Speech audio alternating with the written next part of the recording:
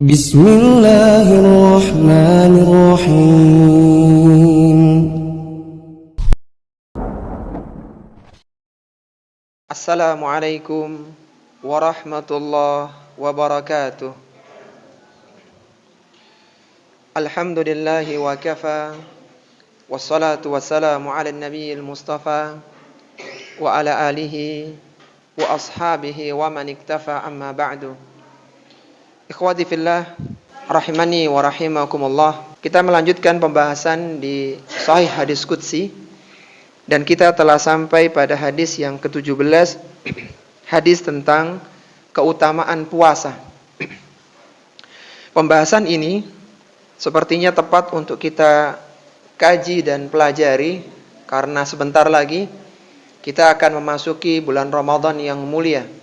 Sekitar 50 harian insyaallah akan datang bulan Ramadan, dan semoga dengan belajar di hadis qudsi ini menjadikan Ramadan tahun ini berbeda dengan tahun sebelumnya, yang lebih bagus, lebih utama, bahkan semakin meningkatkan iman dan takwa kepada Allah Subhanahu wa taala. Taib, hadis yang ke-17 diriwayatkan dari sahabat yang mulia Abu Hurairah radhiyallahu taala anhu, yang mana Rasulullah sallallahu alaihi wasallam pernah bersabda, kullu amali bani Adam yudha'af.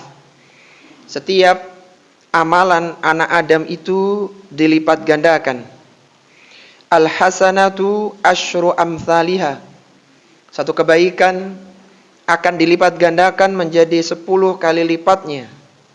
Ila sab'i mi'ati dhi'fin, bahkan dilipat gandakan sampai 700 kali lipatnya. Qala Allahu azza wa jalla, Allah azza wa jalla berfirman, ini hadis qudsinya di sini, illa shauma, kecuali puasa, fa innahu li wa ana ajzi bihi, karena puasa itu untukku dan aku yang akan memberikan balasannya. Yada'u syahwatahu wa ta'amahu min ajli, dia meninggalkan syahwatnya dan makannya karena aku. Lis-shaimi farhatani, bagi orang yang berpuasa dia akan mendapatkan 2 kebahagiaan, farhatun inda fitrihi wa farhatun inda liqa'i rabbih, kebahagiaan ketika berbuka dan kebahagiaan ketika bertemu dengan Rabb-Nya. Wala khulufu fihi atyabu indallahi min rihil miski, dan aroma mulut orang yang berpuasa pada hari kiamat akan lebih harum di sisi Allah Subhanahu wa taala daripada minyak kasturi.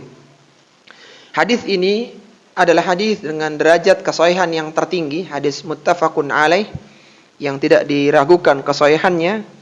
Dikeluarkan oleh Imam Al-Bukhari dalam sahihnya nomor 5927, dan dikeluarkan oleh Imam Muslim dalam sahihnya nomor 1151,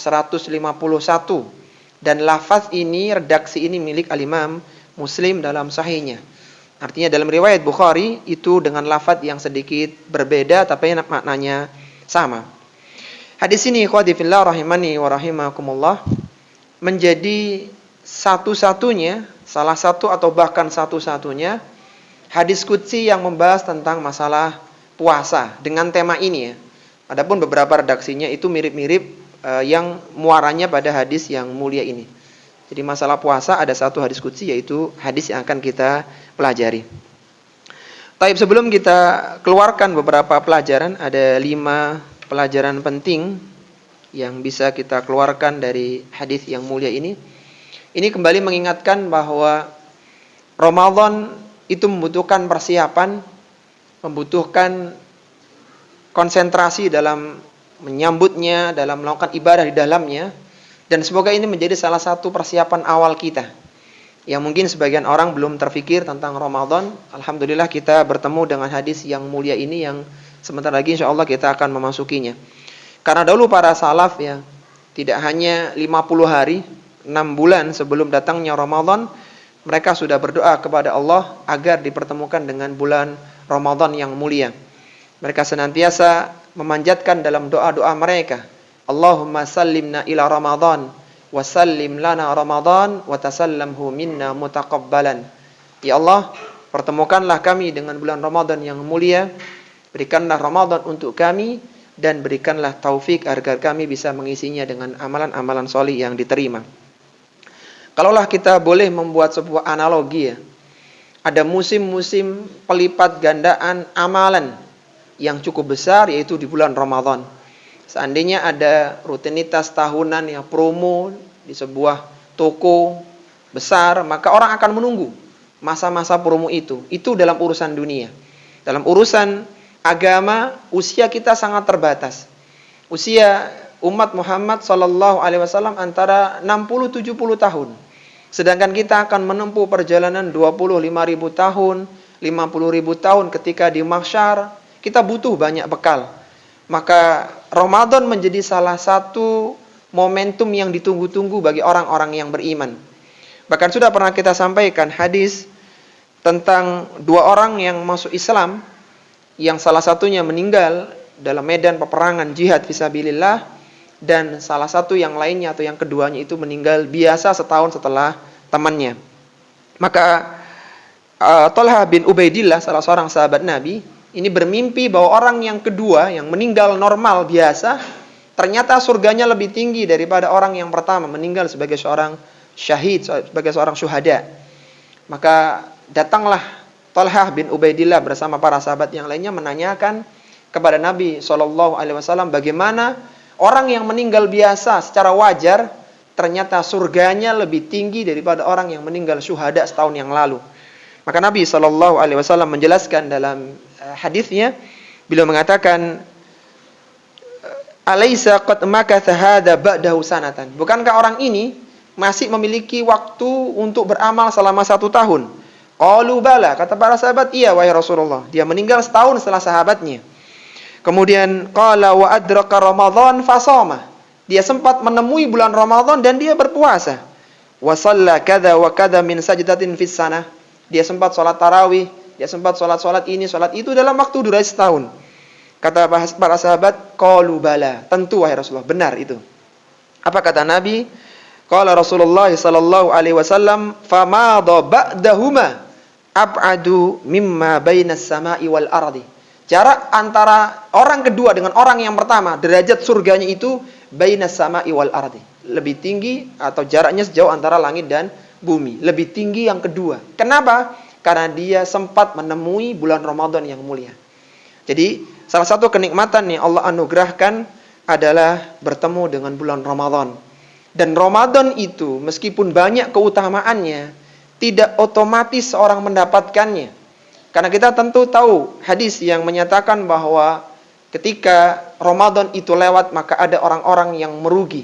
Raghima anfu rajulin adraka Ramadana, yang dia mendapati bulan Ramadan, tsumman salakha qabla an yughfara lahu. Kemudian Ramadan itu lewat, tapi dia tidak mendapatkan ampunan dari Rabb-nya, dari Tuhannya. Jadi momentum yang utama ketika tidak dioptimalkan, maka justru mendatangkan keburukan. Karena dia menyia-nyiakan satu kebaikan yang besar. Maka semoga duduknya kita di majelis ilmu di kesempatan pagi hari ini menjadi salah satu sebab kita mendapatkan keutamaan bulan Ramadan, dan tidaklah Ramadan itu lewat kecuali keimanan semakin meningkat dan semua dosa diampuni oleh Allah Subhanahu wa taala. Taib. Sekarang kita keluarkan faedah-faedah dari hadis Abu Hurairah radhiyallahu taala tentang keutamaan puasa. Faedah yang pertama adalah setiap amalan kebaikan manusia akan dilipat gandakan. Setiap amalan kebaikan manusia akan dilipat gandakan. Setiap amalan kebaikan manusia akan dilipat gandakan. Poin ini terambil dari potongan hadis di awal, kullu amali bani Adam yudha'af. Setiap amalan anak Adam itu dilipat gandakan. Jadi jangan kita berpikir hadirnya kita di majelis ilmu pada kesempatan pagi hari ini ditulis dengan satu kebaikan. Tidak. tapi kata Allah yudha'af, kata Nabi yudha'af, dilipat gandakan. Al-hasanatu asyru amsalihha. Datang di satu majelis keilmuan itu seperti datang 10 kali. Jadi kita seolah datang 10 kali pertemuan. Kemudian kata Nabi ila sab'i mi'ati dhifin, bahkan dilipat gandakan sampai 700 kali lipatnya.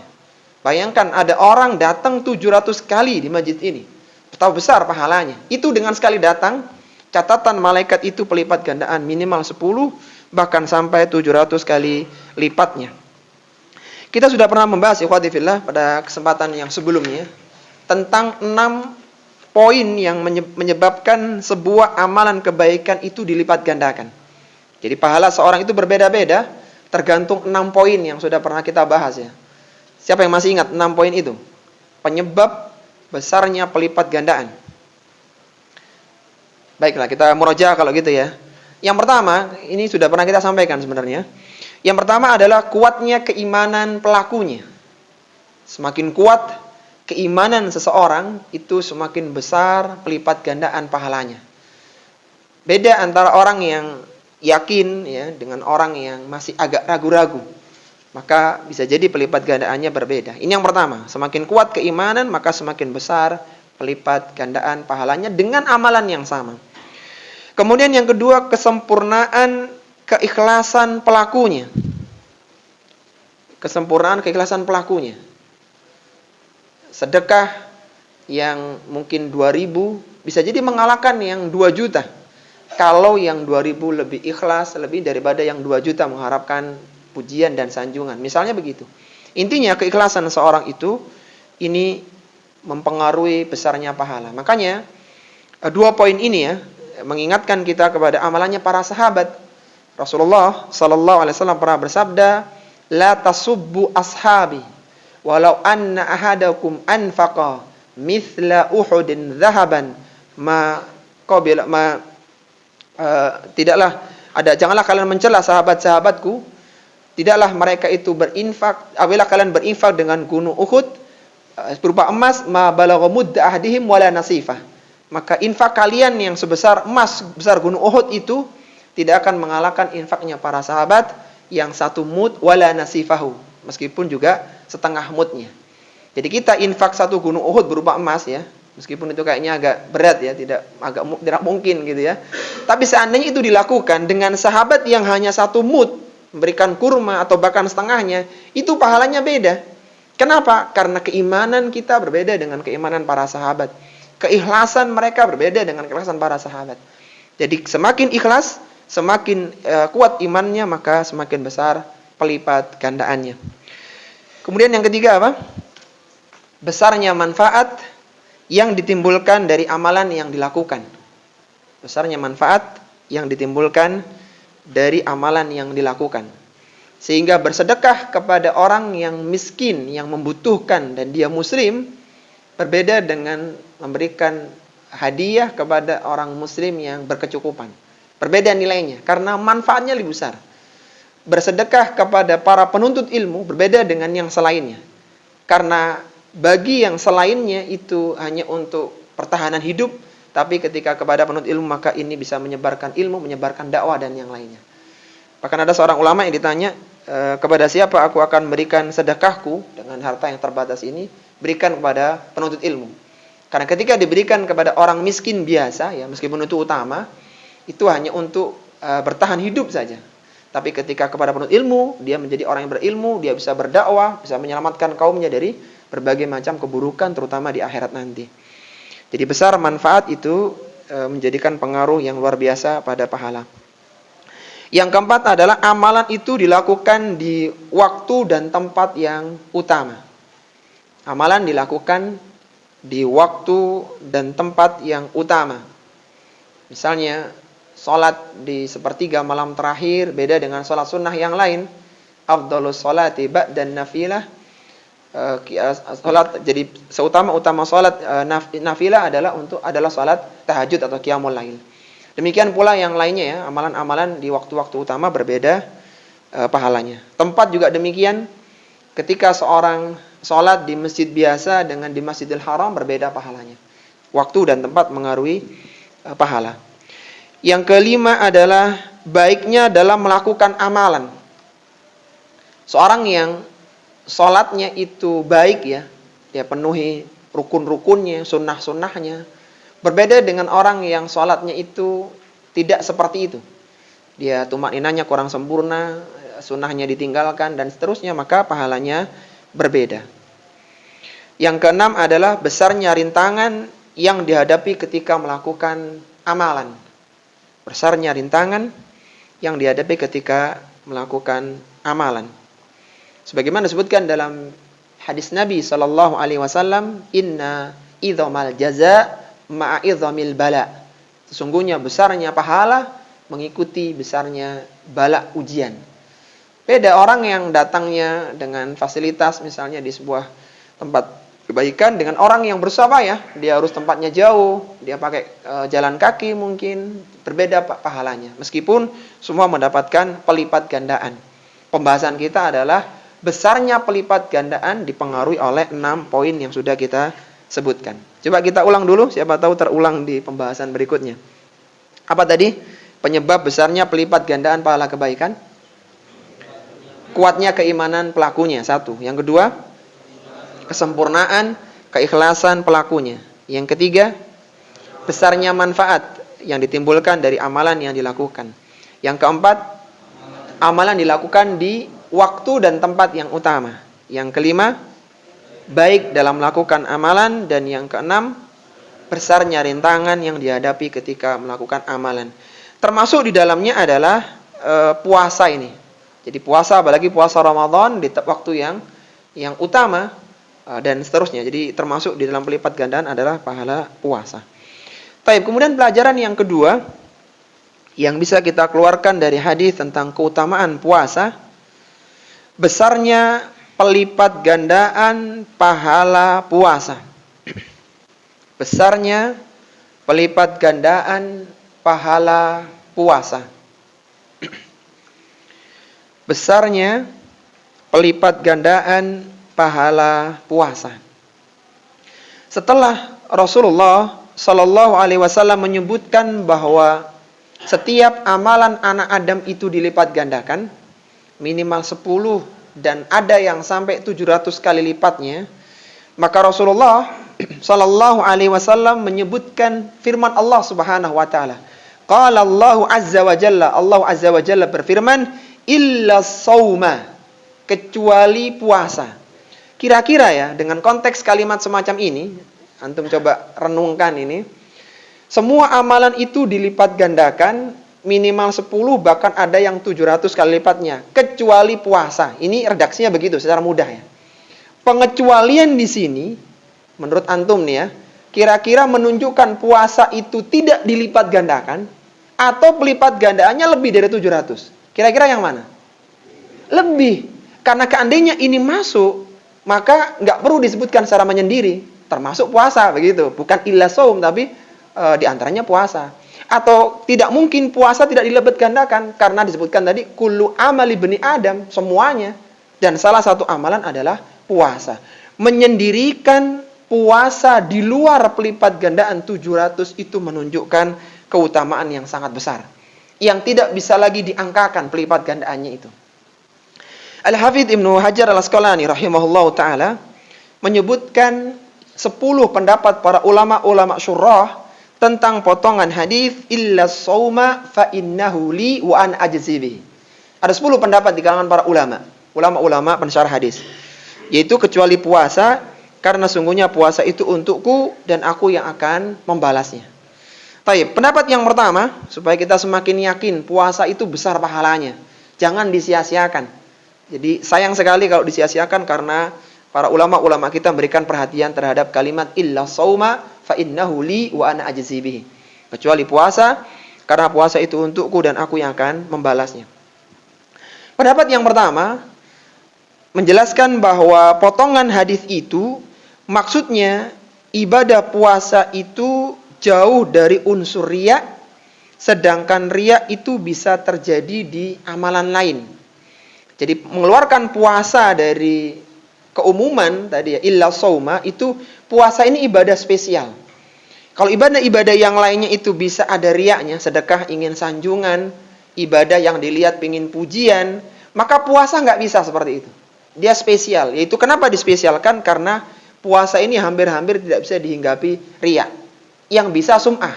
Sum'ah itu diceritakan, ya anak Masya Allah, hari ini anak puasa, itu mungkin bisa. Tapi kalau ditampakkan nggak bisa, karena hampir-hampir nggak ada beda. Apalagi masih pagi, tidak kelihatan antara yang puasa sama yang tidak. Ya. Kecuali disuguhi makanan baru kelihatan nanti. Intinya puasa ini jauh dari unsur riya dibandingkan dengan amalan-amalan yang lainnya. Ini pendapat yang pertama. Kemudian yang kedua, pengecualian puasa dari ibadah yang lain merupakan penegasan besarnya pelipat gandaan pahala puasa. Ini yang kita ambil poinnya ini. Jadi mengeluarkan dari yang pelipat gandaan 700, menunjukkan puasa ini pelipat gandanya bisa lebih dari 700. Bisa 7.000, 7 juta, 7 miliar kalau kita angkakan begitu. Karena saking besarnya maka dikeluarkan dari pelipat gandaan yang 700. Taib. Kemudian ketiga, pendapat yang ketiga menjelaskan tentang kalimat illa sauma fa innahu li wa ana ajzi bihi. Penyandaran atau idhofah kepada Allah pertujuan untuk memuliakan ibadah puasa. Kan tadi disebutkan fa innahu li, puasa ini untukku. Ketika diidhofahkan ya, disandarkan puasa itu untuk Allah, ini menunjukkan spesial. Kan kalau kita lihat kan semua ibadah kan untuk Allah ya. Salat untuk Allah, baca Quran untuk semuanya untuk Allah. Karena kalau untuk selain Allah jadinya kesyirikan. Tapi Allah sebutkan fa innahu li. Ini puasa untukku. Menyandarkan puasa kepada Allah menunjukkan kemuliaan. Seperti Baitullah, rumah Allah. Ya semua masjid ini milik Allah. Tapi kan Baitullah beda dengan masjid-masjid yang lainnya. Baitullah Ka'bah, Masjidil Haram berbeda. Intinya, penyandaran kepada Allah puasa ini menunjukkan puasa ini ibadah yang mulia. Sampai Allah sendiri yang mengatakan fa innahu li. Puasa itu untuk diriku. Ini yang ketiga.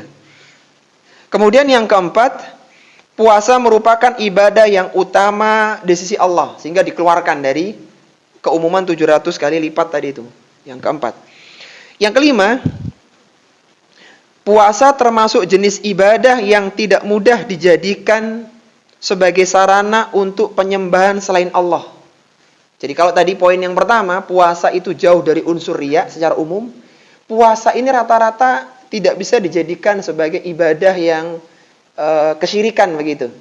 Beda dengan sholat, sedekah, tawaf, kurban. Itu kelompok-kelompok atau orang-orang yang melakukan kesyirikan, orang-orang kafir, itu mereka biasa kurban untuk berhala ini, misalnya itu. Melakukan tawaf itu untuk berhala itu bisa. Tapi kalau puasa nggak ada. Hampir-hampir tidak ada orang yang melakukan kesyirikan dengan puasa. Artinya puasa untuk berhala ini, untuk itu nggak ada rata-rata. Sehingga puasa ini ibadah yang hampir-hampir tidak bisa dijadikan sebagai ibadah penyembahan kepada selain Allah. Hampir-hampir tidak bisa. Taib. Kemudian yang keenam ya. Kenapa disebutkan illa sauma fa innahu li wa ana ajzi bihi? Tidak membutuhkan makan dan pemuas syahwat itu adalah sifat Allah. Allah tidak butuh makan ya, Allah tidak beristri, itu sifat Allah Subhanahu wa taala. Nah, ketika seorang hamba, ini penjelasan ulama, ketika seorang hamba menekatkan dirinya dengan amalan yang sesuai dengan sifat-sifat ilahi, maka Allah pun menyandarkan ibadah itu kepadanya. Jadi ketika ada seorang hamba yang memilih ibadahnya itu taqarrubnya kepada Allah dengan sifat-sifat ilahiyah, yaitu tidak makan ya, kemudian tidak menyalurkan syahwat dan semisalnya, maka ini menjadikan ibadah itu mulia. Meskipun ya sebenarnya Allah tidak serupa dengan sifat yang dimiliki oleh makhluk ya. Kita tidak menyamakan itu ya, cuman ketika ada ibadah yang itu lebih dekat dengan sifat Allah, seorang itu melakukannya, maka ibadah ini menjadi sangat utama. Ya, sangat utama sekali. Taib. Yang ketujuh, ini mirip dengan yang keenam. Tidak membutuhkan makan dan pemuas syahwat itu adalah sifat malaikat juga. Jadi manusia ini kan makhluk yang utama karena manusia diberikan hawa nafsu, tapi diharapkan bisa melakukan amalan yang seperti amalan para malaikat yang suci. Idealnya begitu.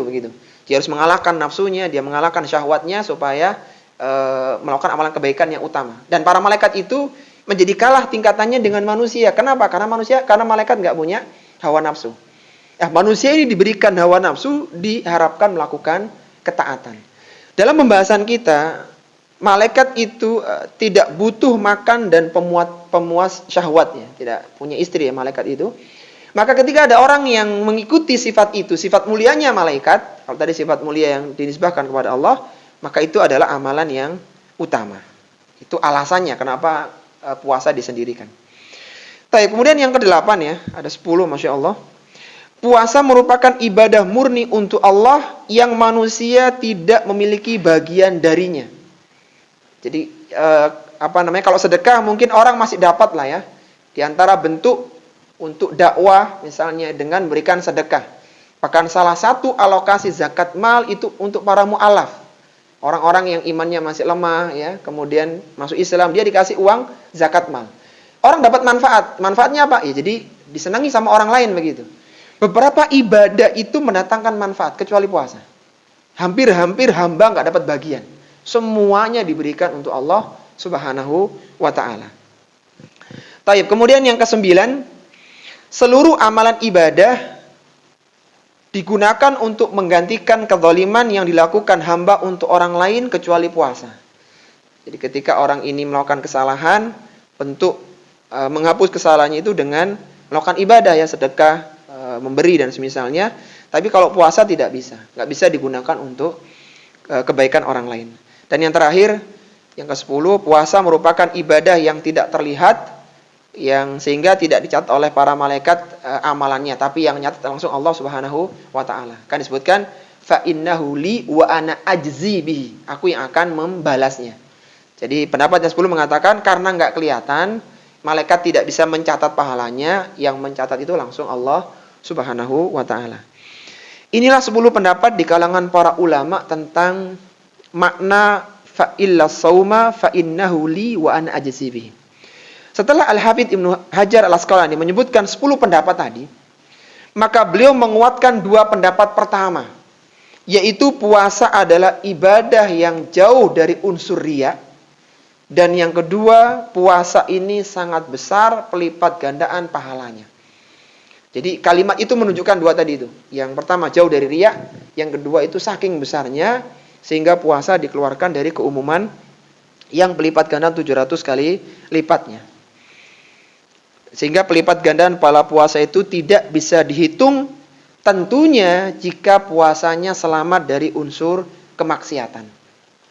Kalau puasanya itu formalitas, bahkan tidak ada beda antara puasa dengan tidak puasa kecuali hanya meninggalkan makan minum, maka pahalanya akan jatuh. Sampai-sampai Rasulullah sallallahu alaihi wasallam mengingatkan, rubba shaimin laisa lahu min siyamihi illal ju'. Betapa banyak orang yang berpuasa, dia tidak mendapatkan kecuali hanya rasa lapar saja. Wa rubba qaimin. Betapa banyak orang yang bangun malam, laisa lahu min qiyamihi illa sahar. Dia tidak mendapatkan apa-apa dari qiyamul lailnya kecuali hanya begadang malam saja, hanya dia enggak tidur semalaman. Ini semua menunjukkan bahwa keutamaan puasa yang besar itu tidak otomatis. Yang dikatakan pelipat gandaan lebih dari 700 ketika dia selamat dari berbagai macam perusak pahala puasa. Jadi penekanannya, kalaulah tahun-tahun sebelumnya mungkin kita masih fokus menahan makan minum saja mungkin ya, maka tolong tahun ini sudah naik level ya. Kita sudah berpikir bagaimana puasa kita itu bisa mengalahkan 700 kali lipat pelipat gandaan amalan yang lainnya. Dengan menjaga puasa kita dari para perusak amalan pahala puasa. Di antaranya ya, yang bisa merusak pahala puasa adalah melakukan perbuatan yang sia-sia. Ya, mengisi hari-hari Ramadannya dengan hal-hal yang tidak bermanfaat, perbuatan keji, ya, bahkan berdusta, ghibah, ya, bohong. Maka ini berkelahi, ya, bertengkar, itu semuanya dihilangi, semuanya dihindarkan. Secara fikih sah puasanya, ya sah, tidak perlu ngulang, tidak perlu mengqadha selepas Ramadan, tapi secara pahala dia tidak mendapatkan apa-apa. Kata Nabi SAW, idza kana yaumu shaumi ahadikum pada hari ketika kalian berpuasa, fala yarfuth. Yarfuth ini rafath itu adalah pembicaraan tentang masalah ranjang. Ya, jangan dibayangkan itu hanya dengan lawan jenis yang bukan suami istri begitu ya. Dengan suami istri pun kalau bisa jangan bahas urusan ranjang ketika siang Ramadan gitu. Jadi yang mengarah ke sana, pembicaranya hati-hati, jangan sampai membahas masalah yang seperti itu. Fala yarfuth wala yaskhab, dan janganlah kalian berkata-kata kotor, mengucapkan kalimat-kalimat yang buruk. Fa in syabau ahadun aw qatalahu falyakul inni mru'um shaimun. Kalau dia diajak berkelahi, ditantang sama seorang, maka dia mengatakan aku adalah orang yang berpuasa. Ya, kalau dulu kadang-kadang tantangan itu di dunia nyata saja. Kalau sekarang kadang tantangan itu di dunia maya juga. Makanya hati-hati yang punya akun-akun media sosial, ya jangan dilayani orang-orang yang ingin berbuat keburukan ya. Taib, dalam hadis yang lain disebutkan man lam yadda qaula zur. Barang siapa yang tidak meninggalkan perkataan azur, perkataan dusta, wal amala bihi, dan dia melakukannya, itu ucapan-ucapan bohong tidak sesuai dengan realita, atau perbuatan yang kesana ya, perbuatan yang tidak sesuai dengan realitanya, wal jahla, perbuatan jahil, falaisa lillahi hajatun an yada'a ta'amahu wa syarabahu. Maka ketahuilah Allah tidak butuh dia meninggalkan makan dan minum dalam puasanya. Jadi kembali lagi penekanannya adalah pada kualitas puasa. Kalau secara fikih insya Allah kita sudah paham puasa menahan diri dari makan, minum dan jima, tapi lebih menekankan pada kualitas puasa kita. Dan orang yang bersabar ya dalam puasanya itu kan butuh kesabaran ya. Ketika ada orang yang mencela, pengennya membalas begitu, apalagi dia celaannya nggak logis misalnya. Nah, ini kan butuh kesabaran tersendiri. Kesabaran dalam puasa ini yang diganjar dengan pahala 700 kali lipat bahkan lebih tadi, itu dalam meninggalkan perusak pahala puasa, itu bisa didapatkan pula oleh orang yang makan tapi dia bersyukur. Jadi kan yang kita bahas itu kan puasa, sabar ya, nggak boleh marah, nggak boleh dusta, nggak boleh ngelayani orang ngajak bertengkar. Ini kan butuh kesabaran ekstra. Butuh kesabaran ekstra. Nah, pahala itu ketika dia melakukan itu dia akan mendapatkan pahala yang sangat besar, lebih dari 700 kali lipat. Ternyata ikhwati billah, orang yang makan nggak puasa itu bisa mendapatkan pahala yang besar seperti orang yang berpuasa yang sabar. Kalau dia makannya bersyukur. Sebagaimana kata Nabi SAW dalam hadis yang disahihkan oleh Syekh Albani, hadis Ibnu Majah, at-taimu syakir lahu ajri shaimis sabir.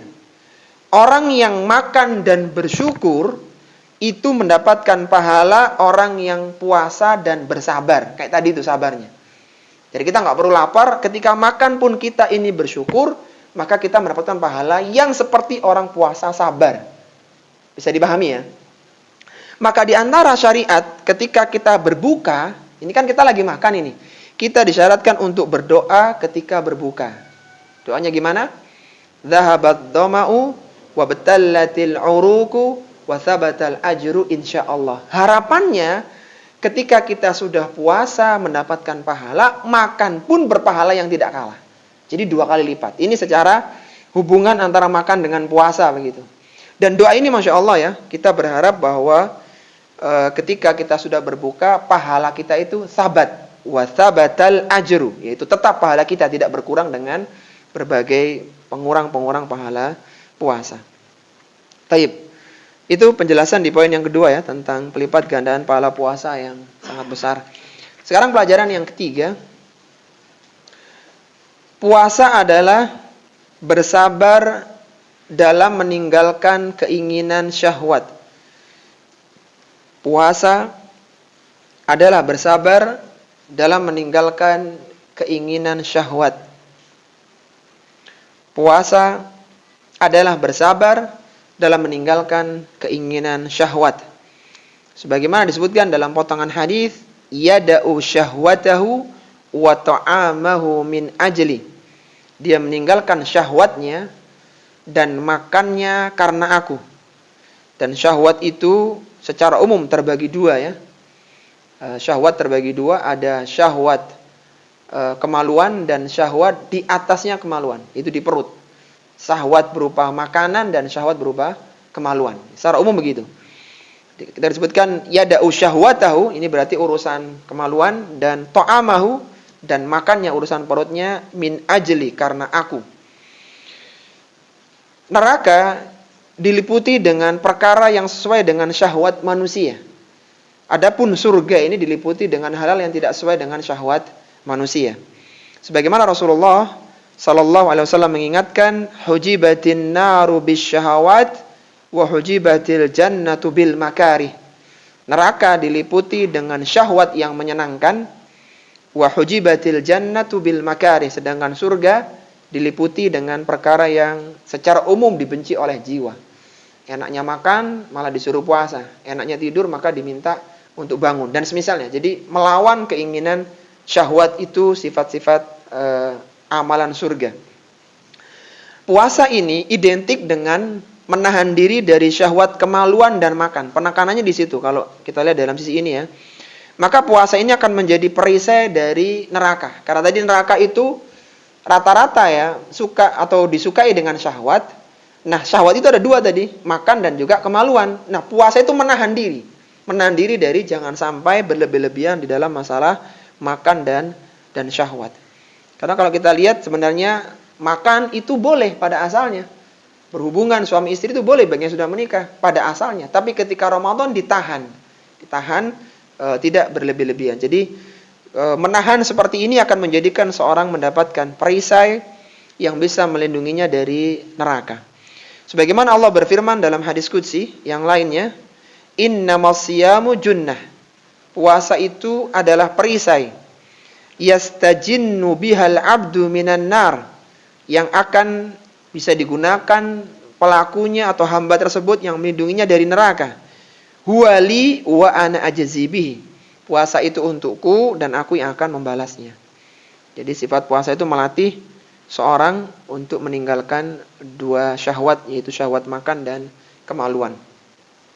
Karena ketika seorang itu bisa mengendalikannya, dia bisa menyalurkan dengan cara yang halal, dia bisa makan dengan porsi yang tepat, maka menjadi manusia yang baik. Karena berlebih-lebihan dalam hal yang dibolehkan juga kurang tepat ya. Sebagaimana Allah sebutkan dalam Al-Quran, kulu washrabu wala tusrifu. Makan dan minumlah tapi jangan berlebih-lebihan. Makannya halal, makanannya boleh, tapi ketika berlebih-lebihan menjadi kurang baik. Taib, kemudian yang keempat ya. Yang keempat pelajaran yang bisa kita keluarkan, orang yang berpuasa akan mendapatkan dua kebahagiaan. Orang yang berpuasa akan mendapatkan dua kebahagiaan. Orang yang berpuasa akan mendapatkan dua kebahagiaan. Sebagaimana disebutkan dalam potongan hadis, lis-shaimi farhatani. Bagi orang yang berpuasa ada dua kebahagiaan untuknya, farhatun inda fitrihi wa farhatun inda liqa'i rabbih. Kebahagiaan ketika berbuka dan kebahagiaan ketika bertemu dengan Rabb-nya. Kebahagiaan ketika berbuka, yaitu berbuka puasa, ini kebahagiaan yang alami, yang natural. Ketika seorang itu ditahan dari merasakan sesuatu, mendapatkan sesuatu, kemudian diberikan sesuatu yang asal ditahan itu, maka ini adalah kebahagiaan. Sampai-sampai disebutkan bahwa yang merasakan nikmatnya makanan berbuka hanyalah orang yang berpuasa. Jadi kalau orang itu sudah mulai bosan makan malam misalnya, maka dia harus berpuasa. Nanti makan malam itu menjadi istimewa, bukan yang biasa lagi. Sama misalnya ketika ada seorang pemuda yang dia itu ingin menikah misalnya, ditahan, dia sulit mendapatkan jodoh dan semisalnya, kemudian dia mendapatkan pernikahan itu, maka itu menjadi sebuah kebahagiaan. Kenapa? Karena tertahan. Penahanan ini, menahan ini, kalau dia terlalu lama akan menjadikan masalah tersendiri. Kalau terlalu singkat, maka penahanan itu tidak berfungsi. Tidak terlalu berfungsi untuk mendatangkan kebahagiaan. Maka puasa dijadikan di momentum atau durasi waktu yang cukup. Manusia tidak mudharat dan cukup untuk mendatangkan kebahagiaan untuk dia. Jadi misalnya begini, orang itu antara jam 7 makan misalnya, kemudian ditahan sampai jam 9 makan lagi. Itu kan kurang kerasa, kurang lapar gitu. Karena penahanannya durasinya tidak pas. Atau dia jam 7 makan, baru dapat makan jam 7 malam. Terlalu lama. Bisa madharat, bisa menimbulkan penyakit. Nah, puasa ini, terutama puasanya kaum muslimin, umat Islam ini puasa yang pas. Ketika dilakukan dalam porsi yang pas, dia sahur dan berbuka di awal waktu, maka sahur di akhir waktu dan berbuka di awal waktu, maka ini adalah kebaikan bagi dia. Sampai-sampai Rasulullah SAW menyatakan, la yazalun nasu bi khairin ma'ajjalul fitra. Manusia akan senantiasa berada dalam kebaikan, ya. Puasa itu enggak mendatangkan mudarat untuk dia insyaallah, ma'ajjalul fitra, selama dia menyegerakan berbuka. Jadi justru itu yang pas. Jangan sampai terfikir begini, semakin lapar, semakin lama makannya, semakin besar pahalanya. Tidak, itu mudarat. Jadi yang benar, sahurnya diakhirkan dan bukanya diawalkan. Jangan berpikir, wah kalau nggak sahur makin lapar makin besar pahalanya. Tidak ada dalilnya. Justru yang ada dalilnya itu justru sahur gitu. Ya tentunya sahur yang normal ya, nggak terlalu berlebihan ya. Jadi jangan berpikir, wah kalau aku bukanya isya makin panjang dong laparnya, makin besar pahalanya. Tidak ada dalilnya. Justru yang ada dalilnya adalah ajjalul fitr, segera berbuka. Kenapa? Karena Islam tidak ingin memudaratkan para pemeluknya. Jadi Allah tidak ingin berikan mudarat untuk kita semuanya. Sehingga kembali lagi bahwa kebahagiaan yang pertama adalah kebahagiaan secara alami, sesuatu yang asalnya ditahan kemudian diberikan menjadi satu kebahagiaan tersendiri. Dari sini kita bisa mengambil satu ibrah ya yang lain, bahwa terlambatnya nikmat hendaknya kita isi dengan kesabaran. Karena bisa jadi Allah ingin berikan kebahagiaan untuk kita di sisi yang lainnya. Jadi misalnya orang itu sudah butuh duit, utang udah mulai melilit, ya itu baru dapat uang gitu ya, itu nikmat gitu. Daripada rezeki lancar kan kadang-kadang biasa-biasa saja.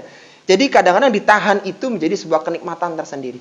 Sehingga ketika ada hal yang tidak sesuai dengan keinginan kita, kita harus sabar. Yang pertama, dan yang kedua husnudzon kepada Allah Subhanahu wa taala, bahwa Allah akan berikan di waktu yang tepat nantinya. Jadi misalnya kita mengharapkan sesuatu, oh ternyata kita nggak bisa itu mendapatkan. Maka ini bentuk penahanan. Dan menahan ini kadang-kadang menjadi sebuah kenikmatan tersendiri. Kembali dalam konteks kita, kebahagiaan pertama adalah kebahagiaan ketika berbuka. Dan itu sifatnya alami. Yang merasakan nikmatnya makanan berbuka hanyalah mereka yang berpuasa. Mohon maaf ya, orang-orang yang tidak menjaga diri ya, waliyadzubillah, yang dia campur laki perempuan, bahkan mungkin sudah kontak dengan perempuan bertahun-tahun lamanya, itu berbeda banget. Berbeda sekali dengan orang yang tidak pernah dekat dengan wanita. Malam pertama bagi dia mungkin biasa, karena udah sering ketemu. Beda dengan orang yang tidak pernah kenal wanita. Malam pertama menjadi sangat istimewa. Jadi kembali lagi bahwa salah satu hikmah puasa adalah ketika ditahan dan diberikan, maka itu menjadi sebuah kenikmatan. Bahkan bisa di malam pertama bagi dia adalah sebuah kebosanan, karena sudah pernah dilewati, waliyadzubillah. Tayyib, itu yang pertama. Kemudian yang kedua, kebahagiaan yang didapatkan bagi orang yang berpuasa adalah ketika bertemu dengan Rabb-Nya. Ketika bertemu dengan Allah dia berbahagia. Kenapa bahagia? Karena ternyata pahala puasanya diganjar, dibalas oleh Allah dengan pahala yang sangat banyak sekali. Nanti kan kita akan menerima kitab catatan amalan kita. Ya, kita mohon kepada Allah semoga kita terima dengan tangan kanan dan isinya semuanya kebaikan. Ketika seorang mendapatkan kitab itu, kemudian dia lihat pahala puasa, subhanallah, puasa tahun 2023 pahalanya luar biasa besar sekali, maka dia pun berbahagia. Dan kebahagiaan ini mengalahkan kebahagiaan yang pertama. Karena tadi itu alami, semua bisa merasakan, tapi ini kebahagiaan yang luar biasa. Ini hasil jerih payah selama ini dilakukan ketika di dunia. Dia menjadi bahagia. Kenapa? Karena melihat ternyata balasan yang Allah berikan itu sangat istimewa.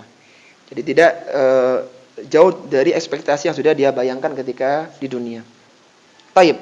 Kemudian yang terakhir ikhwati fillah, atau sebelum yang terakhir ya, kita coba murajaah dulu tentang 4 faidah yang bisa kita keluarkan dari hadis keutamaan puasa. Apa tadi pelajaran yang pertama? Setiap amalan kebaikan manusia akan dilipat gandakan. Taib. Yang kedua, besarnya pelipat gandaan pahala puasa. Yang ketiga, puasa adalah bersabar dari meninggalkan keinginan syahwat. Yang keempat, orang yang berpuasa mendapatkan 2 kebahagiaan. Taib, sekarang yang terakhir, yang kelima, harumnya aroma mulut orang yang berpuasa pada hari kiamat. Harumnya aroma mulut orang yang berpuasa pada hari kiamat. Harumnya aroma mulut orang yang berpuasa pada hari kiamat. Disebutkan di akhir hadis tadi, hadis dari Abu Hurairah tentang keutamaan puasa, disebutkan di sana wala khulufu fihi adyabu indallahi min rihil miski. Dan aroma mulut orang yang berpuasa pada hari kiamat atyabu indallah, lebih harum di sisi Allah Subhanahu wa taala min rihil miski, daripada minyak kasturi. Allah Subhanahu wa taala menjadikan aroma mulut orang yang berpuasa itu lebih harum nanti pada hari kiamat, bukan di dunia. Kalau dunia itu ya zahirnya tidak sedap gitu kan aromanya. Tapi akan diganti oleh Allah Subhanahu wa taala dengan bau yang sangat harum. Kenapa? Karena 2 alasan. Nah, ini yang perlu kita ungkap di sini.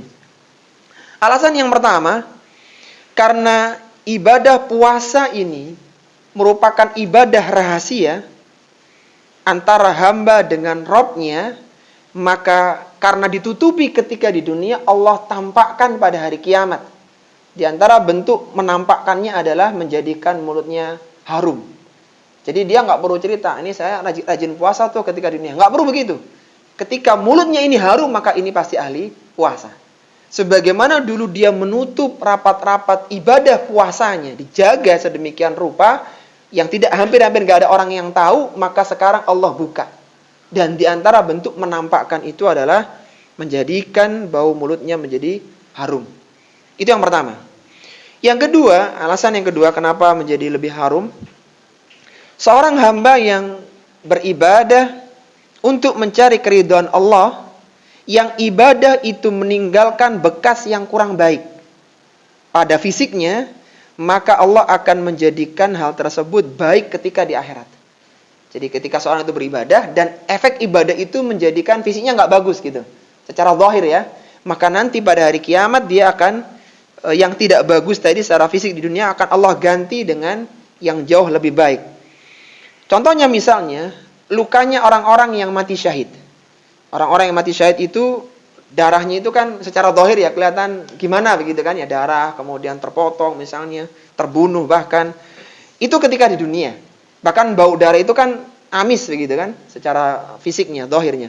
Maka nanti pada hari kiamat darahnya itu mengeluarkan bau yang sangat harum pada hari kiamat, karena ini dulu melakukan ketaatan kepada Allah, maka Allah ganti yang lebih baik ya ketika itu memunculkan sesuatu yang secara fisik tidak baik. Sebagaimana Rasulullah menyebutkan dalam hadisnya, "Ma min majruhin yujrahu fi sabilillahi wallahu a'lamu biman yujrahu fi sabilihi." Tidaklah ada seorang yang terluka yang itu lukanya didapatkan karena berperang di jalan Allah, wallahu a'lamu biman yujrahu fi sabilihi, dan Allah lebih tahu siapa yang benar-benar mendapatkan luka di jalan Allah. Artinya jangan sampai jihadnya itu salah jalan. Illa jaa yaumal qiyamati, kecuali orang ini yang mati syahid ini datang pada hari kiamat, wa jurhuhu kahaiati yauma jurhin, darahnya itu mengalir seperti hari dia kena luka itu, dia mengeluarkan darah itu, launu dam warihu rihu miskin, warnanya warna darah segar tapi baunya itu bau minyak kasturi. Ini sebagai dalil bahwa amalan ibadah yang mendatangkan efek buruk itu nanti pada hari kiamat akan diganti dengan yang lebih baik. Demikian pula puasa ya, karena salah satu efek tidak makan itu kan aroma mulut menjadi tidak sedap. Tapi ini kan ketaatan kepada Allah, maka pada hari kiamat insya Allah akan diganti dengan yang lebih baik. Itu alasan kenapa aroma mulut orang yang berpuasa lebih harum di sisi Allah daripada minyak kasturi, karena dia melakukan ketaatan dan mendapatkan efek yang kurang baik begitu. Tapi ini ikhwati fillah rahimani wa rahimakumullah yang bisa kita bahas pada kesempatan kali ini. Sebelum kita akhiri, kalau ada hal yang ingin didiskusikan, dipersilahkan. Wassallallahu ala nabiyina Muhammadin wa ala alihi wa sahbihi wasallam. Mohon maaf kalau ada hal yang kurang berkenan. Kita akhiri wassallallahu ala nabiyina Muhammadin wa ala alihi wa sahbihi wasallam. Subhanakallahumma wa bihamdika asyhadu an la ilaha illa anta astaghfiruka wa atubu ilaik wa akhiru da'wana alhamdulillahi rabbil alamin. Wassalamualaikum warahmatullahi wabarakatuh.